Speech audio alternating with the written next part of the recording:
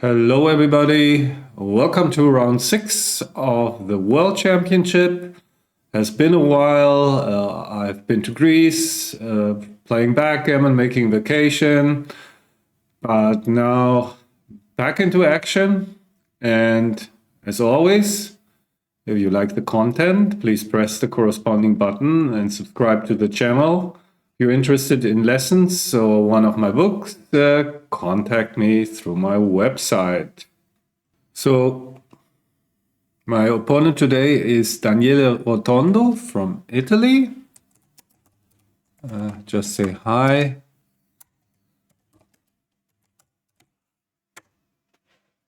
And yeah, I don't know how strong he is. Let's see if we can see something early in the game.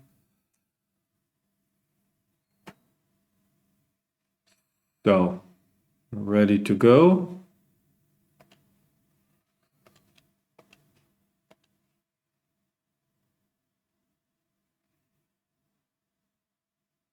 So, haven't been playing too much online. But when was that? 2 days ago. Played a chouette. That was really fun. Student and friend of mine wrote a software for playing chouette. Some point I will come out with a video introducing that software.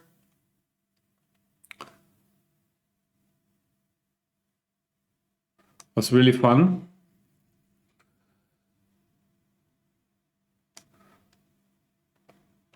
But now back to tournament action. Certainly I will make the anchor.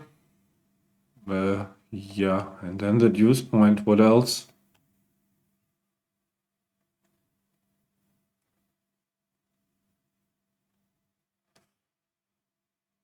Not a very nice position. What can you do? Ahead in the race, so I will use any opportunity to run from the anchor. 6-4. Not a great opportunity.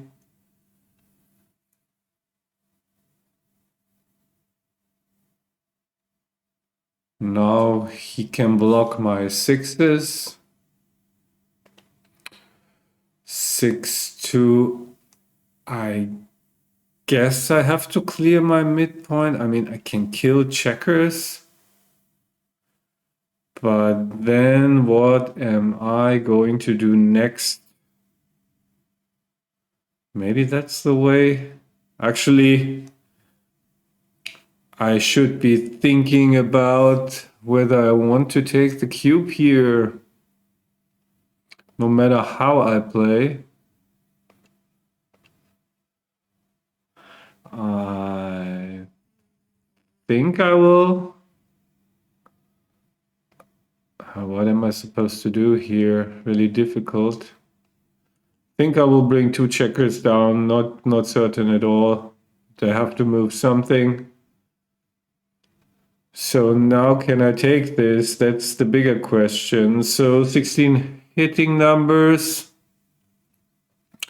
If he hits, it's pretty bad. If he doesn't hit, still will have a hard time to get this home. So I will just drop this. Looks too bad.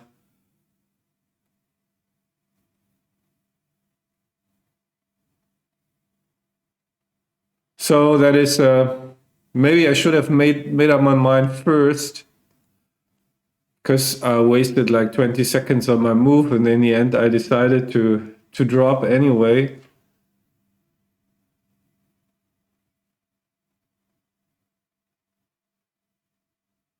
I think it's really hard to win this.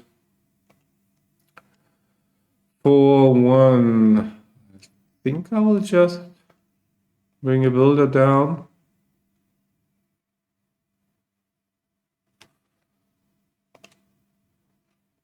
Okay, this is clear, and I certainly don't want to make the deuce point. I want to go for a priming game, so I will just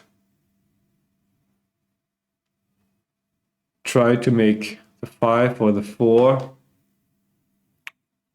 against his 3 checkers back.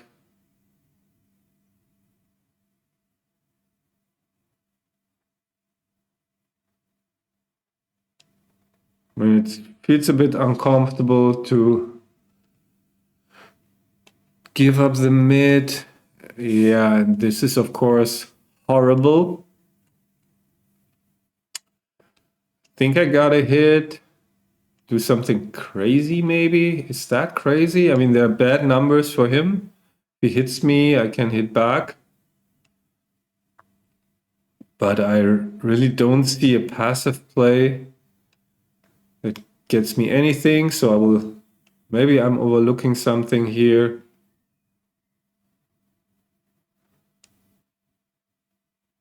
But he has some bad 6s. If he hits 1 checker, I can enter and cover the other. So this is, of course, a really bad number for him. Now, could be in good shape. Had I rolled something decent, but I didn't. So I'm not in good shape.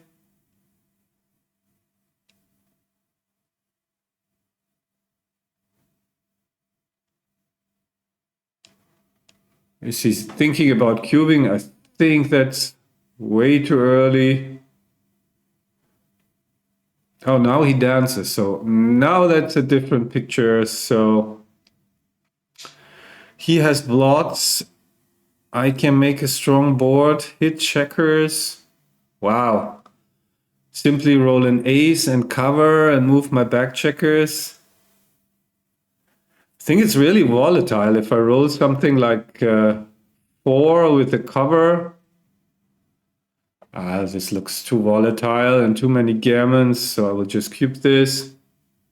Of course, his winning percentage is quite good, and I have some bad 6s.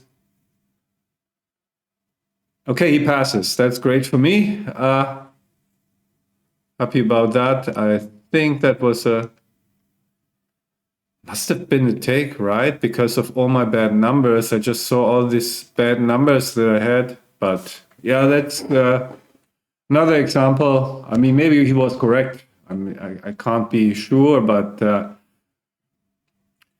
another example I was about to say of how just cubing when you're not sure how that can be beneficial, puts your opponent to the test.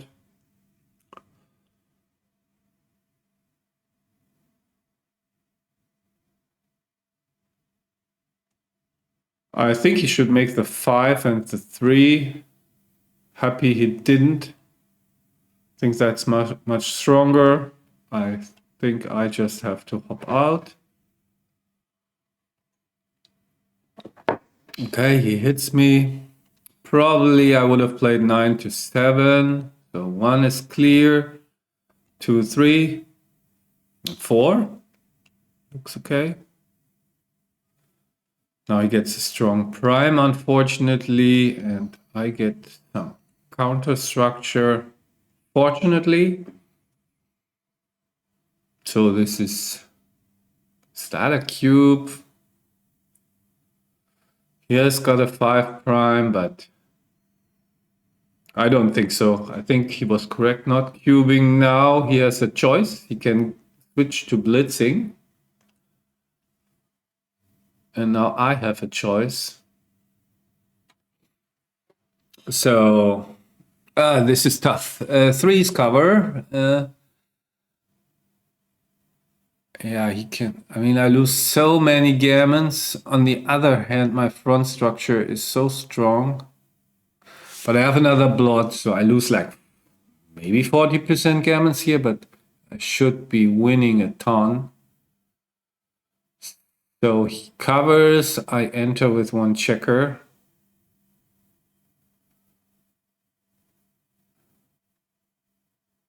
I don't know, it's so hard for me to drop this with my structure. But maybe I should. Threes, sixes, is there any fives? Is there anything that doesn't cover? Not much. So even, this 4-1 is bad, but even 4-1 makes the 3. I feel like letting this go, although it feels really bad. But then he cannot do everything at once. 2 checkers on the roof is really big. I don't know. I will take this. Might be crazy, but it feels like if I enter, as soon as I make an anchor, I think he should just cover the ace. So here's my first chance. I missed it. Get another chance, but he should have made the ace. So, but anyway, not making any progress here. So now really is the time to hit something. Nope. I mean, he duplicated his sixes to cover. I mean, that couldn't have been right. Get plenty of chances. Maybe I use one of them. Yes, I did. Incredible. So now I certainly lose my market whenever I enter. Here's 3 checkers. If I just anchor any entering number, hitting numbers are destroyers. If I dance, he still has a long way. So I think I have too many market losers. Position is super volatile. I will double this. Maybe he passes. But let's see.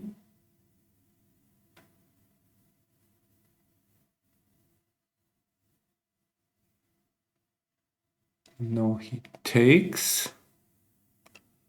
Okay, I think the hit is clear. I cannot save that checker. Wow, great shot by him. And now he needs to roll something high. He does. So you can see tons of work for him to win this. Unfortunately, he's getting there.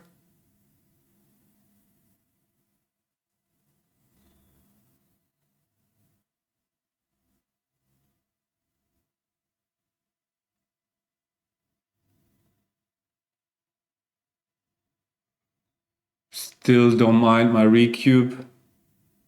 So maybe we'll see an 8 cube here. Wow. I mean, I think it's too early, to be honest. I mean, the take is crystal clear. I think if he doesn't escape and I enter, I'm in good shape, so I will just take it. Also now, the gammon value, I mean, I lose quite a few gammons, but on the 8 cube, they don't really matter anymore because it's all about winning this game. So sure, I want to take. He rolls a 6-5, another joker. And maybe this is a super short match, actually. Could easily be. If I lose a gammon here, then that's that. But yeah. Could easily be. Yeah, really interesting cube action.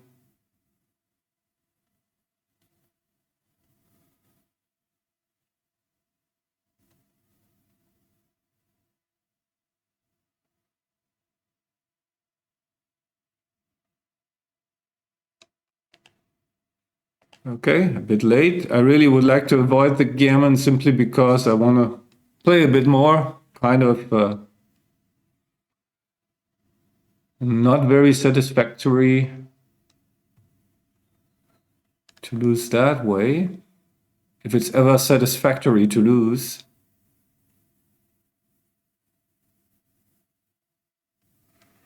What do I think about this recube? Not so sure. I mean, it worked out beautifully for him, of course.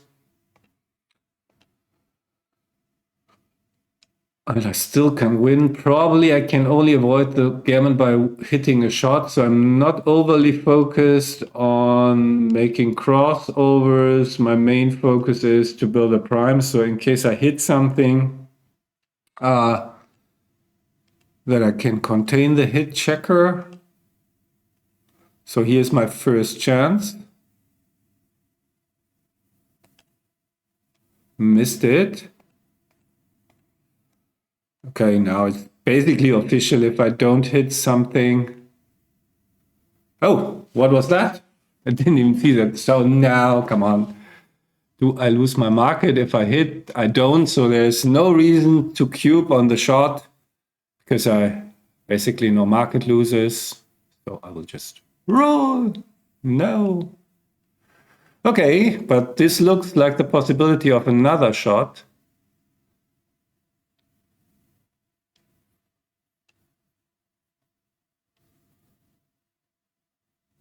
But yeah, I better hit sooner than later.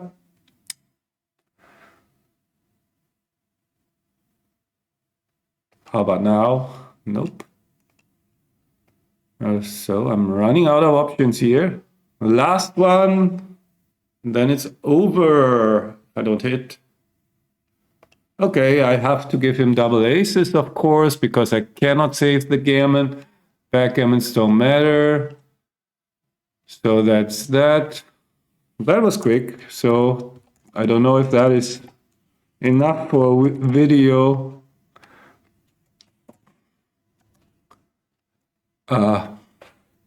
Yeah, I will think about it.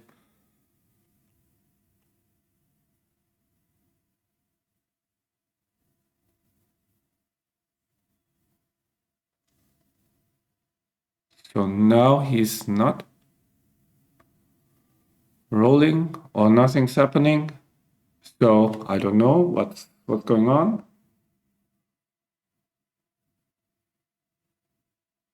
I don't get it. So I will just pause the video because why is he not?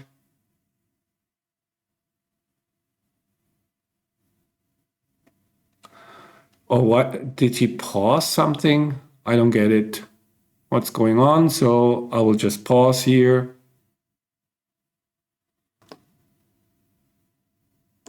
So now it's continuing. Whatever, doesn't matter anymore.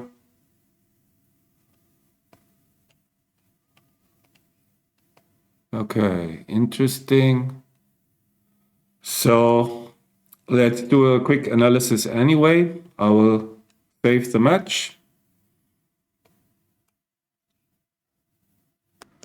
Yeah, you can see an example of how short matches can lead to an extreme PR. Of course, I'm happy, especially with my checker play. I mean,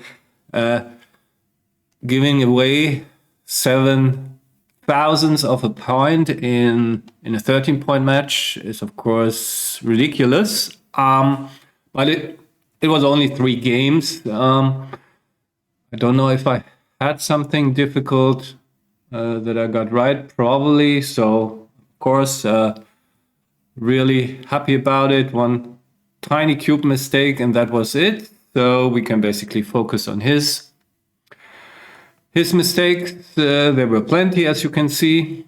But the first game was basically perfect. Cube action, yeah, I remember. Of course, I remember because it's just such a short while ago.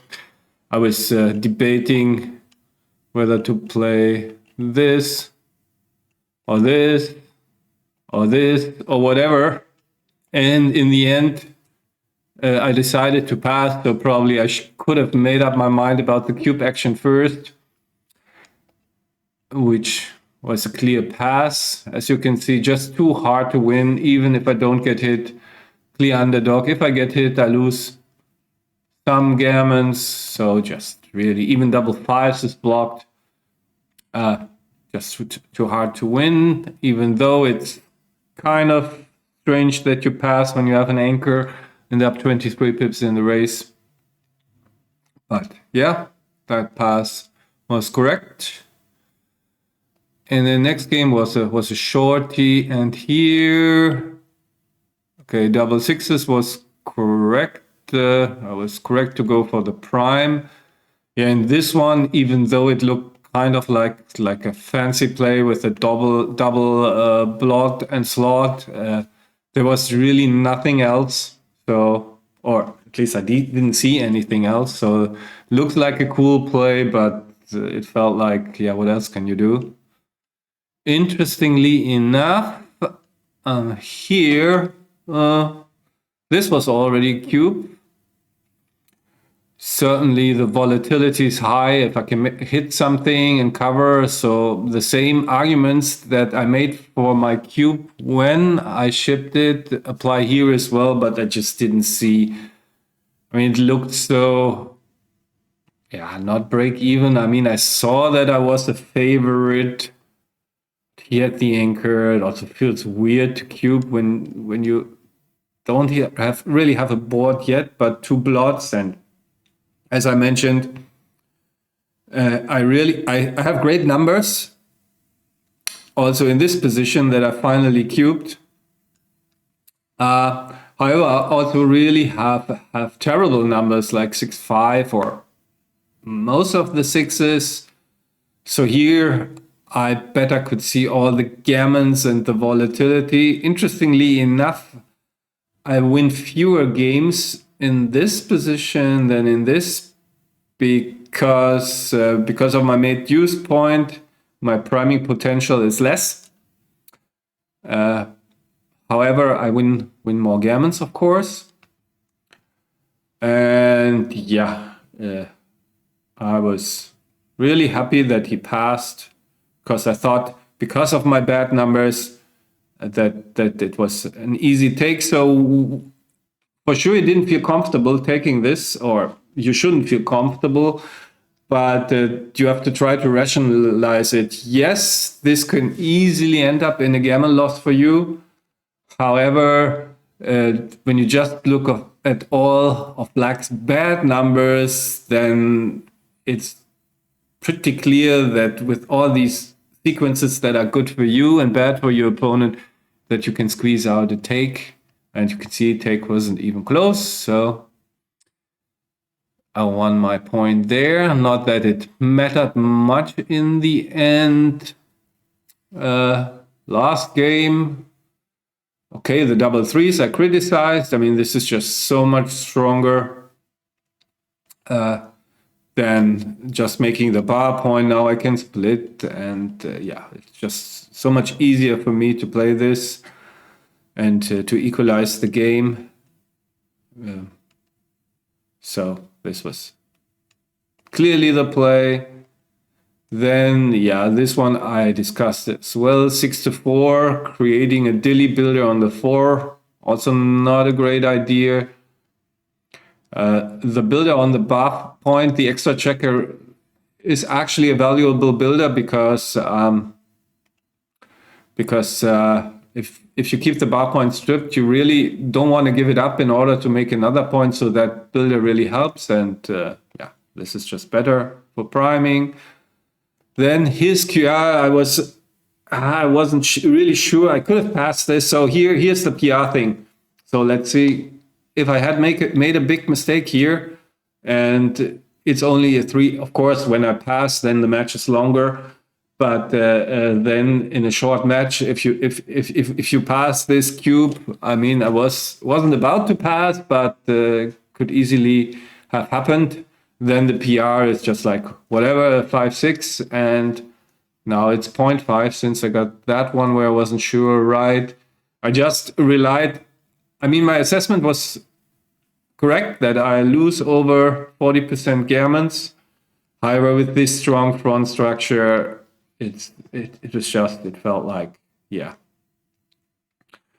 you rarely see big passes. So in the end, I made up my mind in a way that I often do. I ask myself a bit, so what could be a big blunder here, the take or the pass? And when I see my front structure, how bad can it be to take this? So that was not very scientific, but I mean, it's just like you have to get to a decision in some way.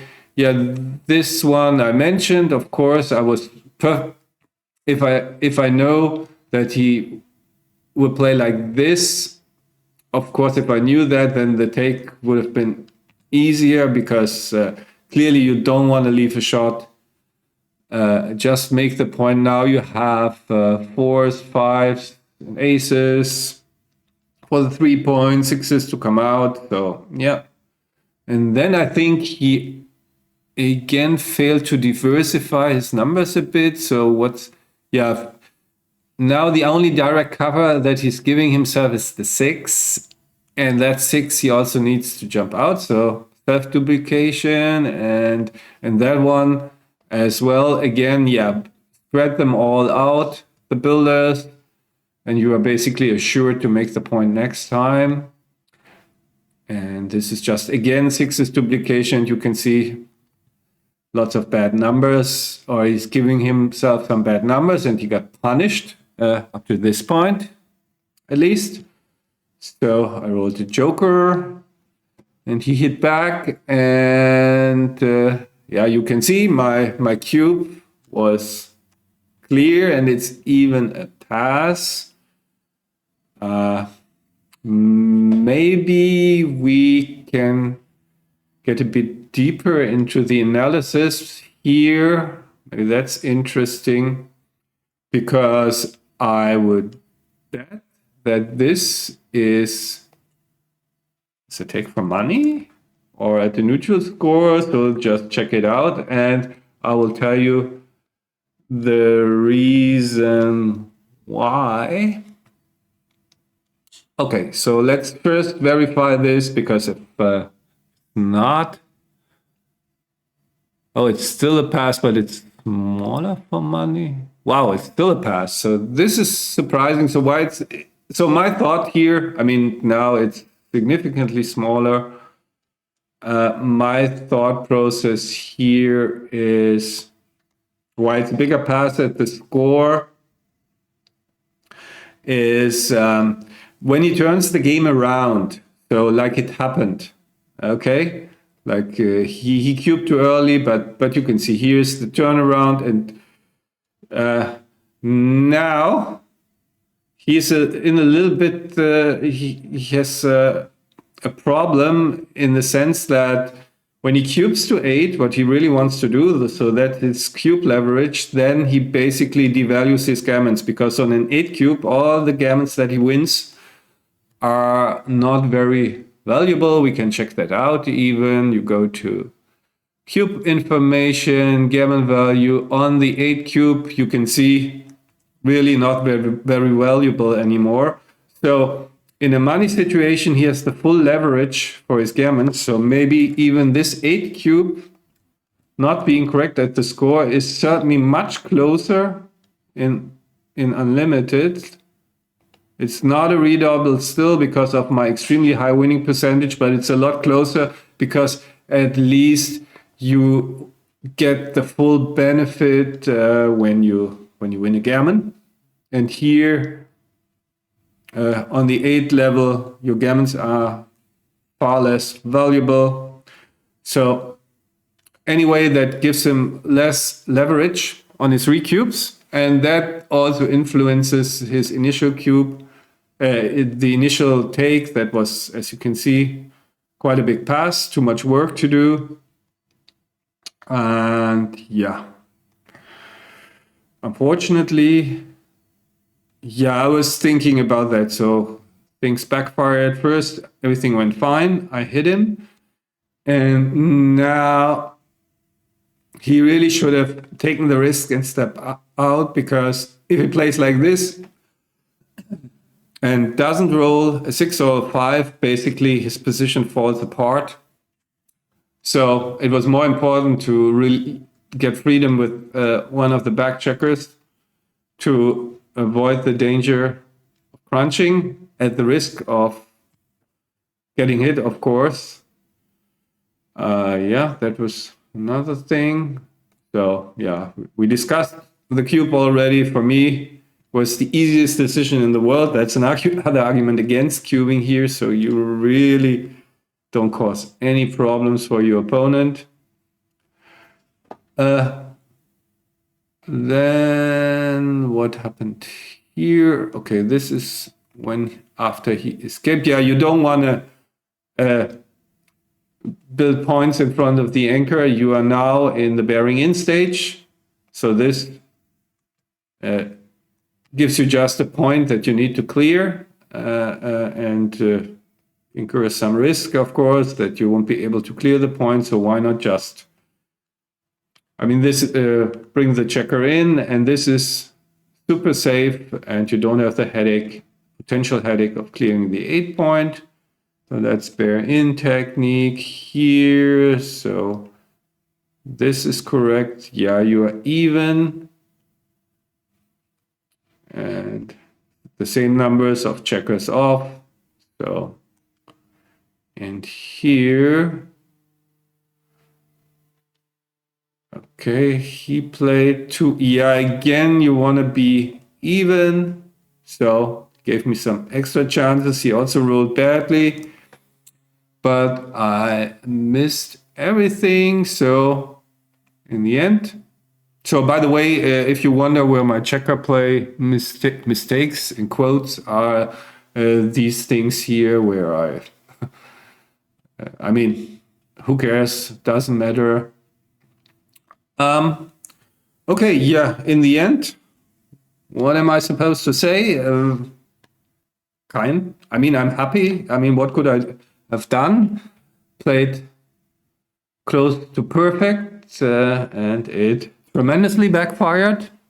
Feel better like this than the other way around, winning 13-1 and playing badly. Yeah, now I have 3 losses, so chances are this will be a rather short World Championship run. Would be bad because I really also enjoy doing this content, but cannot influence it much. Anyway, I hope you liked that short video, and until next time.